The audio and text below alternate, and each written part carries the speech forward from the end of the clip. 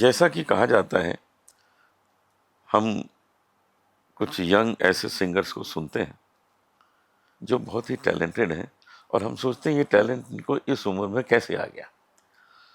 तो जैसा लोग कहते हैं कि भाई पूर्व जन्म का वो टैलेंट अपने साथ लेके आया है, तो पूर्व जन्म का टैलेंट लेके आया मतलब पिछले जन्म में भी वो सिंगर होगा जी नहीं तो अभी गाना क्यों गा रहा है? जी, बिल्कुल ठीक है कुछ आपने। और करना चाहिए उसे। और करना तो चाहिए। इसका मतलब है एक सिंगर पुनर्जन्म में सिंगर पैदा हो जाता है। बिल्कुल हो जाता है। यह तो आपकी माँ के पेट में जैसे ही बच्चा जन्म लेता है, तुरंत ग्रह नक्षत्र वहाँ पे अपना स्थान रख देते हैं। और जैसे ही बच्चा इस ब्रह्मांड को पहली नज़र में देखता है तो वह ग्रह स्थान अपना स्थान पक्का कर लेते हैं। और हमारे एस्ट्रोलॉजी में ये कहा गया है कि आपको 6 दिन पहले आपकी कुंडली नहीं दिखानी चाहिए, क्योंकि जो छठा ग्रह है, छठा दिन होता है जन्म लेने के बाद, तब अपने ग्रह अपनी स्थिति को पक्का कर लेते हैं। तो आपने देखा होगा कि बहुत जगह पे नामकरण बच्चे का हाँ हाँ छठी के दिन होता है। जी, चीज़ों को छठी छठी के दिन बच्चे का नामकरण किया जाता है और छठी दिन ही कुंडली उसकी बनाई जाती है। तो यह चीज़ें पूर्व निर्धारित हैं, या पूर्व जन्म में क्या थे और इस जन्म में क्या करने के लिए आए हैं। बहुत अच्छा। मैं ऐसे बहुत से कलाकारों को जानता हूँ जिनमें कला तो बहुत अच्छी है, भाग्य उदय नहीं हुआ है। कला बहुत अच्छी, जी। ये कैसे हो सकता है कि उसका भाग्य उदय जल्दी हो? भाग्य यानी कि आपका नौवां घर, भाग्य का घर जिसे नौवां घर कहा जाता है। यदि भाग्य आपके नौवें घर का मालिक आपका छठे घर में बैठ जाए, नौवें घर का मालिक आठवें घर में बैठ जाए और या फिर 12वें घर में बैठ जाए, तो इसका मतलब ऐसे जातक को अपने ही भाग्य से लड़ना पड़ता है। भाग्य यानी कि गुरु। तो यहाँ पर मैं दोबारा से आपको एक बात कहना चाहूँगा, यदि आप चाहते हैं कि भाग्य आपका साथ दे तो सबसे पहले अपने भाग्य को कोसना बंद कीजिए। आप सबसे पहले सुबह उठिए, भगवान का धन्यवाद कीजिए कि जो आपको मिला है उसके लिए, क्योंकि हम में से 99% लोग अपने भाग्य को कोसते रहते हैं। तो इसका मतलब ये है कि हमने अपने 9th हाउस को खराब कर लिया है, भाग्य को खराब कर लिया है। और यदि आपको अपना भाग्य जगाना है तो यानी कि धनु राशि, नवां घर है लॉन्ग ट्रैवल। आप कहीं भी पहाड़ों पर जाइए जहाँ पर देवी देवताओं का स्थान है, और वहाँ पर जाकर आप चीनी कोटेड फुलियाँ का प्रसाद आता है जिसे आपने सुना होगा, तो वह जाकर आप चढ़ा देते हैं।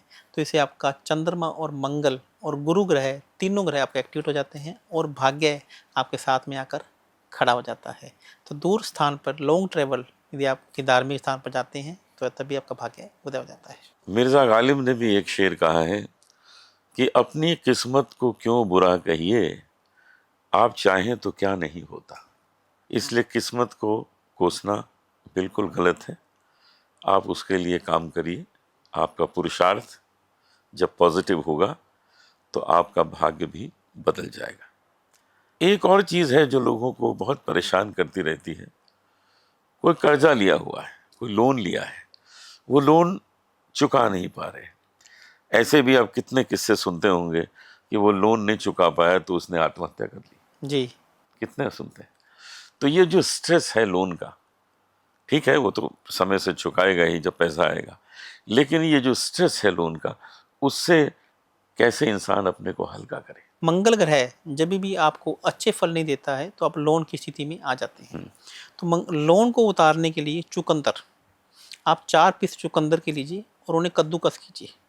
कद्दूकस करने के बाद उसमें चीनी, देसी घी, काले तिल और सफ़ेद तिल बनाकर उसके लड्डू बना के रख लीजिए सोमवार की रात को। तो ये लड्डू की जो संख्या है कम से कम भी 6 होनी चाहिए।